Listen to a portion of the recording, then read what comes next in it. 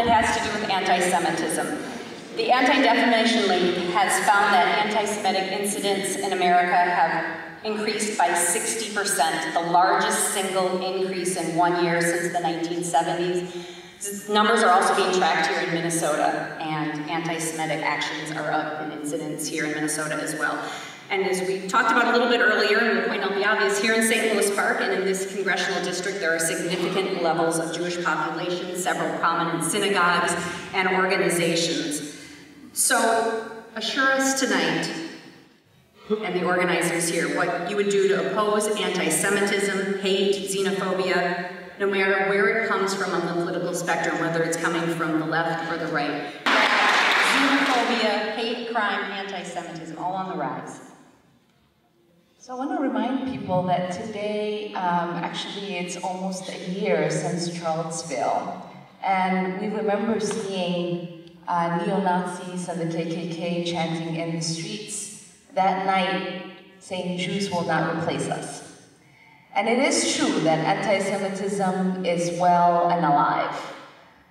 The kind of bigotry that is taking place with Islamophobia and xenophobia is very scary. And so when Charlottesville happened, I did an op-ed with Time magazine talking about how we need to be united against this kind of bigotry.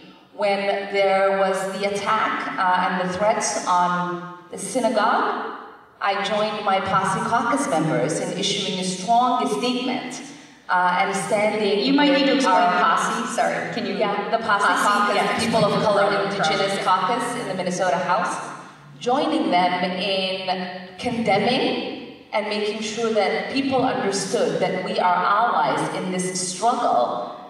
And for me, as a Muslim who has lived in this country after 9/11 and seen what Islamophobia is, I recognize that it is important for us to recognize and have an analysis of the new rise of anti-Semitism and Islamophobia and this politics of pinning us against one another. And so what I look forward to is joining the Jewish community in allyship, in making sure that we are fighting against the kind of bigotry that is fostering within our community so that we are strong together and that people recognize that within unity, we can have the kind of strength that we need to push back. Thank you. Senator Right. State solution to the Israeli-Palestinian conflict, specifically a democratic and Jewish state of Israel living side by side with an independent state of Palestine. So tell me two things, two parts to this. Do you support a two-state solution? And then relatedly, with all the debate about boycott, divestment, and sanctions, the BSD movement, what is your stance on that? Let's start with Representative Omar on the two-state solution and the BSD movement, please. I support a two-state solution. I think it is going to be important for us to recognize Israel's place in the Middle East and the Jewish people's rightful place within that region. It's also important for us to make sure that we are going through a process that we're guaranteeing that to the Palestinians. I believe right now with the BDS movement, it's not helpful in getting that two-state solution. And so I look forward to making sure that we are utilizing and being part of a conversation that gets us closer so that we can have peace and make sure that there's justice within that.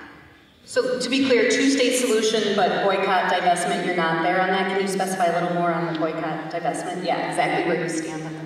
I mean, I think the particular purpose for it is to make sure that there is a pressure, and I think that pressure really is counteractive.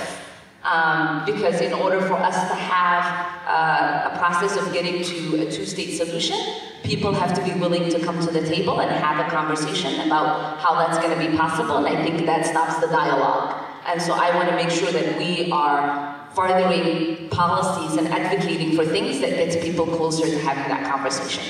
Senator Torres, right, same question, two-state solution.